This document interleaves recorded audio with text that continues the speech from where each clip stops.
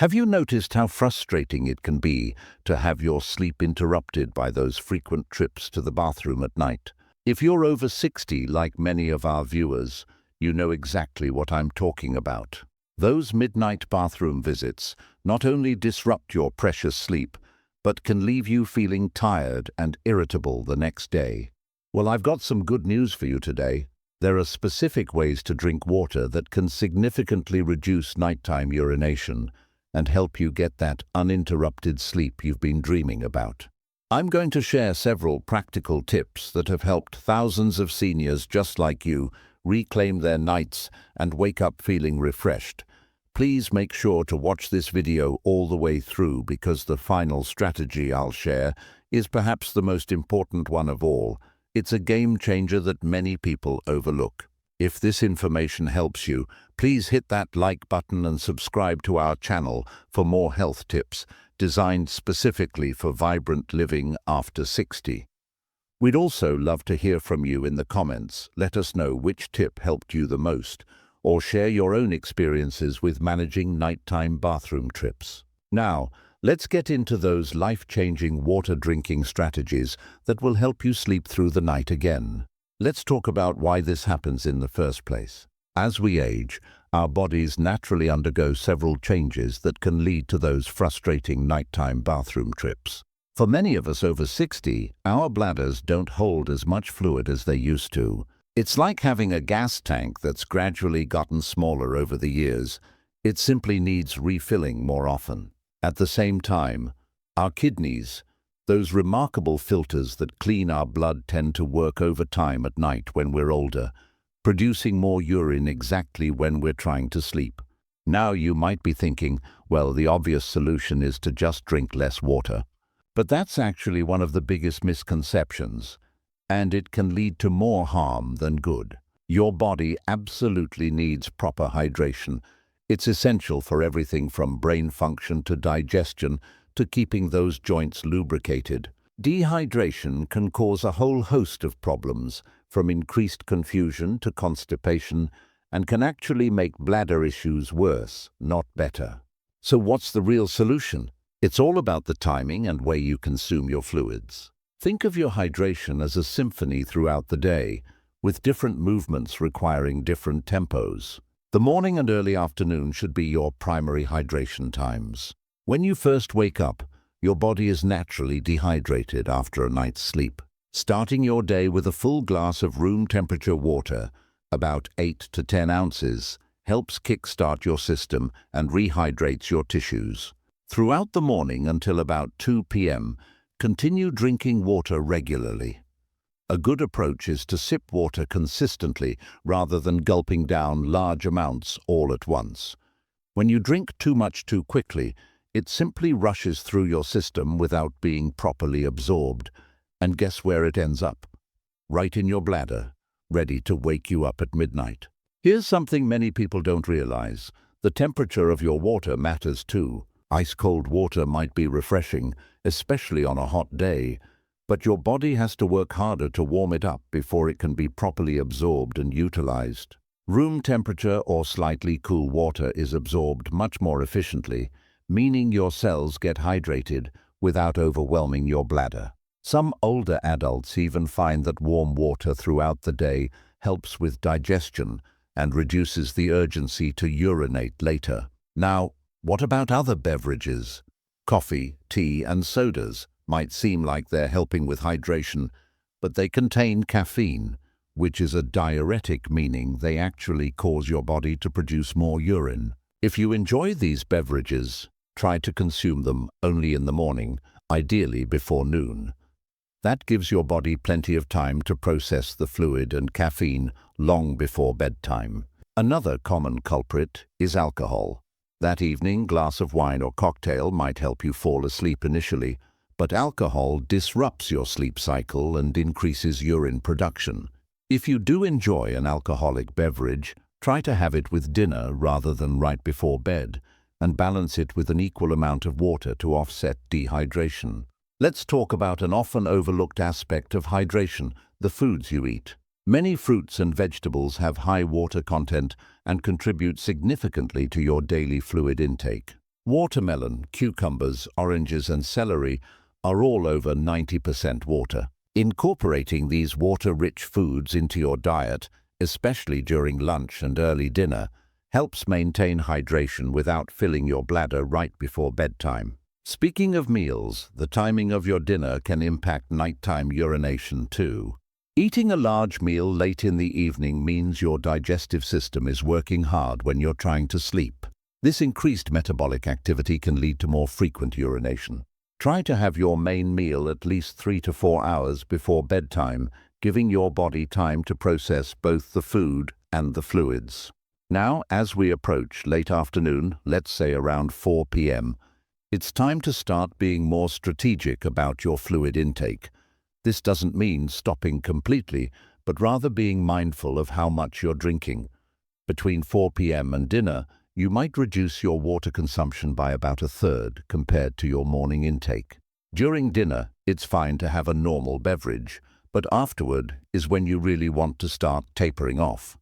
From dinner until bedtime, switch to small sips rather than full glasses. Think of it as just enough to satisfy thirst without filling your bladder. Some find that having just a tablespoon or two of water when thirsty in the evening hours is enough to moisten the mouth without causing nighttime bathroom trips.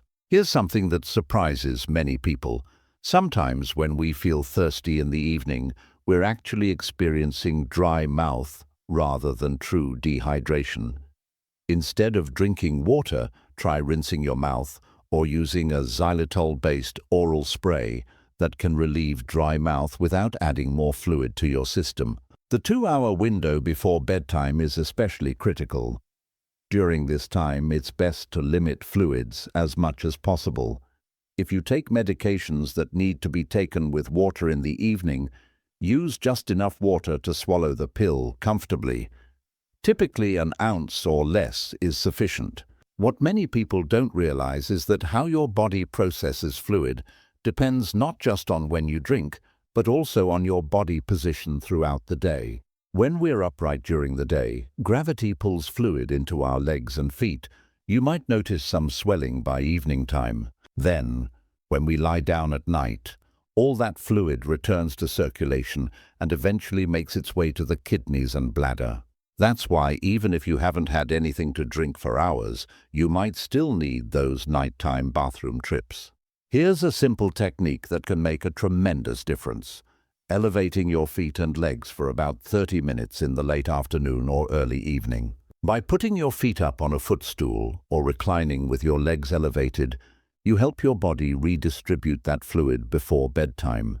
This gives your kidneys time to process it while you're still awake, instead of during your precious sleep hours. Another strategy that's been particularly helpful for many of my viewers involves natural diuretics earlier in the day. Certain foods and herbal teas can help your body process fluid more effectively during daytime hours, reducing the burden on your kidneys at night. Watermelon, celery, cucumber, and parsley all have natural diuretic properties.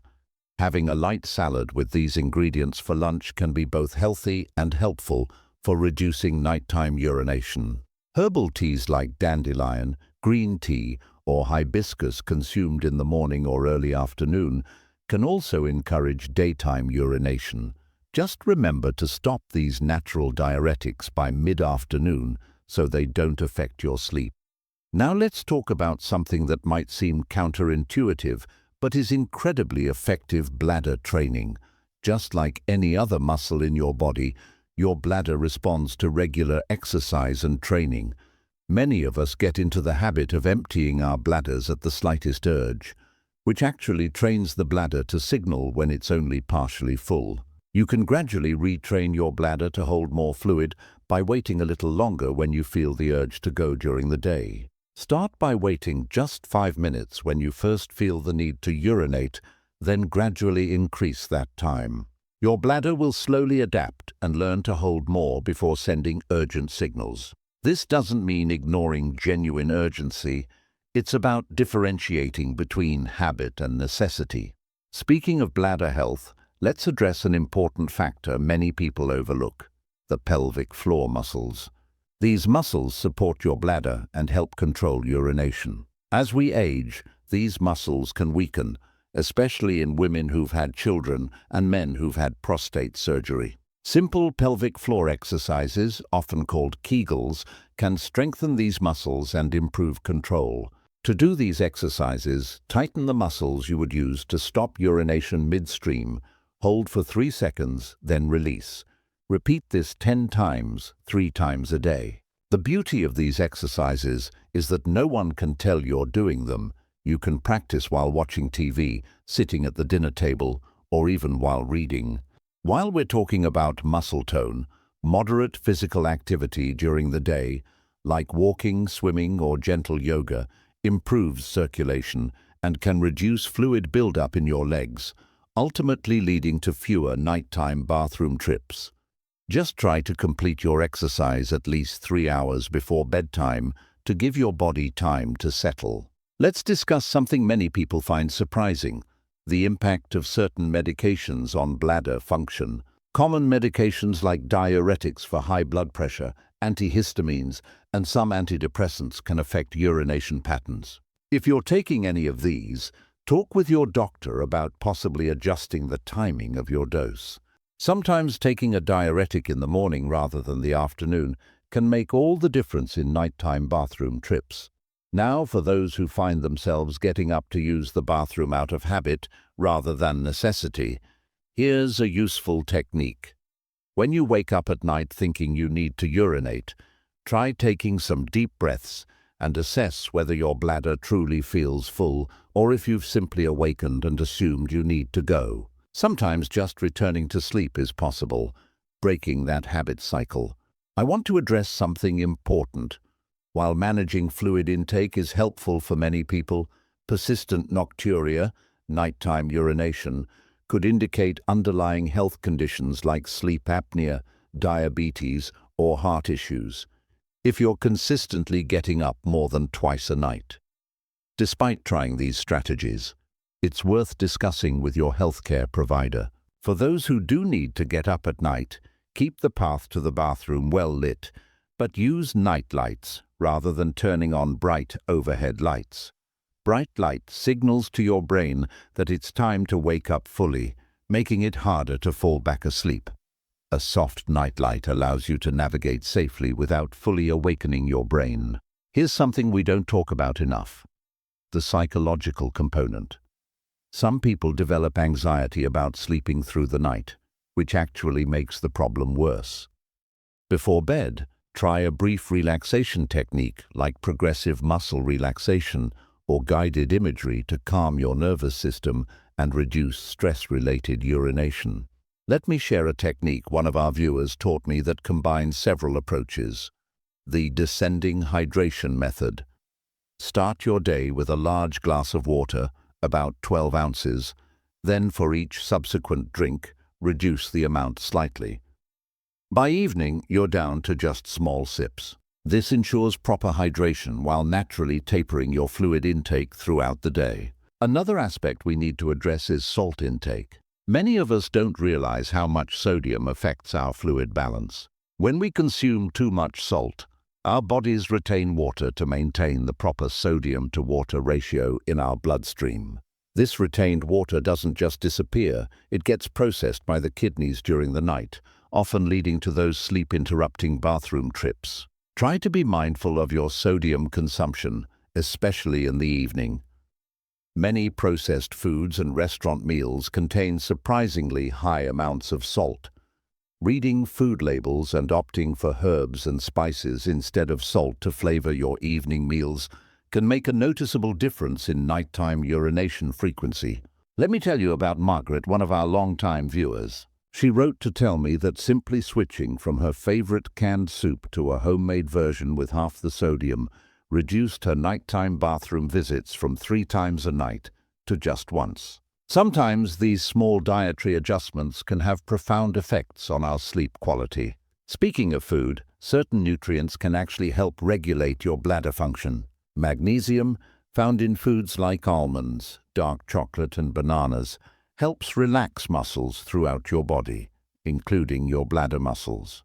Having a small banana as part of your lunch, not too close to bedtime, provides this beneficial mineral along with potassium, which helps balance fluid levels in your body. Now let's talk about an often overlooked factor, the sleeping environment itself. The temperature of your bedroom can significantly impact nighttime urination. When we're too warm during sleep, our bodies sweat more to cool down. Then, as the night progresses and our body temperature naturally drops, that perspiration is reabsorbed and processed by the kidneys, leading to more urine production. Keeping your bedroom slightly cool around 65 to 68 degrees Fahrenheit reduces this nighttime sweating and subsequent fluid processing. Using breathable cotton sheets and lightweight blankets can also help maintain a comfortable temperature throughout the night. Here's something else to consider: your sleep position. Some people find that sleeping slightly elevated helps reduce nighttime urination. Using an adjustable bed or placing a wedge pillow under your upper body can help prevent fluid that accumulated in your legs during the day from rushing to your kidneys all at once when you lie flat. For those with specific health conditions like sleep apnea, addressing the underlying issue can dramatically reduce nighttime bathroom trips. Sleep apnea causes frequent awakenings that make you more aware of bladder fullness. If you snore heavily or often wake up gasping for air, discussing this with your doctor could lead to treatments that improve both your breathing and your nighttime bathroom habits. Let's address another common concern. What about those nights when you're enjoying a special occasion? Perhaps you're celebrating a birthday or anniversary with a nice dinner out, complete with drinks and dessert. Should you forfeit all enjoyment in the name of uninterrupted sleep? Not at all. Life is meant to be enjoyed, especially our golden years. On special occasions, try this approach. Enjoy your evening normally, but before going to bed, spend 45 minutes with your feet elevated higher than your heart. This helps your body process the extra fluid before you sleep. Some people also find that taking a warm shower before bed, after a special evening out, helps stimulate circulation and fluid processing. Now, for those times when nighttime bathroom trips are unavoidable, let's make them as minimally disruptive as possible.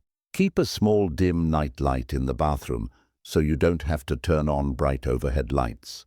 Have a clear, obstacle-free path from your bed to the bathroom.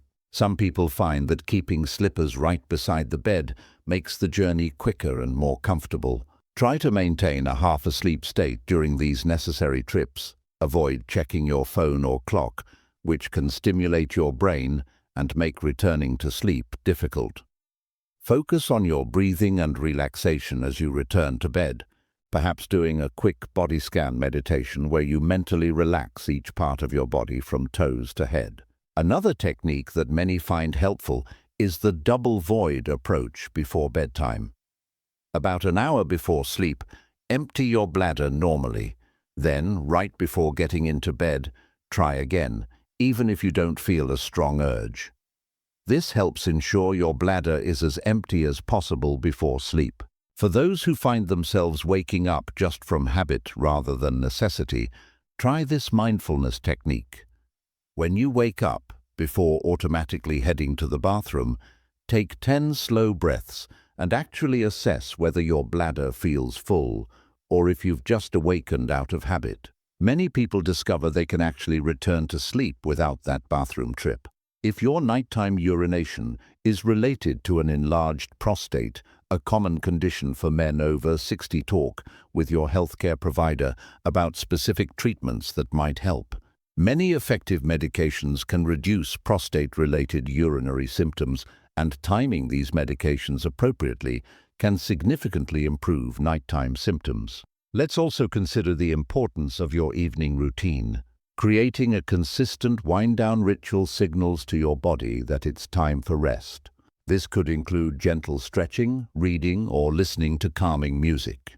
Avoid screens at least an hour before bed, as the blue light can disrupt your natural sleep hormones and contribute to restless sleep and increased awareness of bladder fullness. Now, let's talk about something that often gets overlooked in discussions about nighttime urination: the psychological component. Many people develop what I call anticipatory anxiety about waking up at night. You might lie in bed actually worrying about having to get up, which ironically can make the problem worse. Your mind is powerful, and that anxiety triggers your nervous system, which can actually increase the urgency signals your bladder sends to your brain. Try creating a positive bedtime affirmation. Something simple like, "My body knows how to rest peacefully through the night," can help reprogram those worry patterns. It might sound a bit new age to some of you, but don't knock it until you've tried it. Many of our viewers have reported remarkable improvements just from addressing the mental aspect of nighttime urination. Speaking of mental approaches, your relationship with water itself might need some examination. Many of us develop negative associations with drinking water because we're afraid it will send us rushing to the bathroom. This creates a pattern where you might actually be chronically dehydrated during the day, which paradoxically can worsen bladder irritation and nighttime urgency. Your bladder, like any muscle in your body, functions better when you're properly hydrated overall. Let me share something interesting about the relationship between your overall health and nighttime urination. Poor circulation can significantly impact how your body processes fluids at night. If you've noticed swelling in your ankles by evening time, this might be a sign that your circulatory system needs some support. Simple exercises like ankle pumps and circles throughout the day can help keep that fluid moving rather than pooling, only to be processed while you're trying to sleep. For those of you taking medications for high blood pressure or heart conditions, here's something worth discussing with your doctor. The timing of your medication might be contributing to nighttime urination. Some blood pressure medications, particularly diuretics, can dramatically affect your bathroom patterns. Ask your healthcare provider if it might be possible to take your medication earlier in the day, or if there's an alternative that doesn't affect your sleep as much. Here's something that surprised even me when I first learned about it: the connection between breathing patterns and urination. Shallow breathing, especially while sleeping, can trigger your body's stress response, which in turn can increase bladder activity. Practicing deep, diaphragmatic breathing for just 5 minutes before bed can help activate your parasympathetic nervous system, the rest and digest mode, which helps regulate bladder function during sleep. Many of our viewers have reported success with certain herbal supplements that support bladder health. Pumpkin seed extract has been shown in some studies to strengthen the pelvic floor muscles and improve urinary function. Cranberry supplements, not sugary cranberry juice, may help reduce bladder irritation for some people. And an herb called horsetail, despite its funny name, contains compounds that can gently strengthen bladder tissues. As always, check with your healthcare provider before adding any supplements to your routine, especially if you're taking other medications. Let's talk about technology for a moment. There are now several helpful apps designed specifically to track your fluid intake throughout the day. These apps can send you gentle reminders to front-load your hydration in the morning and taper off in the evening. Some even adjust based on your personal patterns, activity level, and the weather. Taking the guesswork out of hydration can be enormously helpful in establishing better routines. For those who travel frequently, nighttime urination can be particularly challenging when you're away from home. Hotel rooms, unfamiliar bathrooms in the dark, it can disrupt your sleep even more. Here's my travel strategy. Bring a small nightlight with you for unfamiliar bathrooms. Stick to your regular fluid routine despite time zone changes, and consider using compression socks during long flights to prevent fluid pooling in your legs, which would later need processing during the night. Another aspect worth mentioning is alcohol consumption while traveling.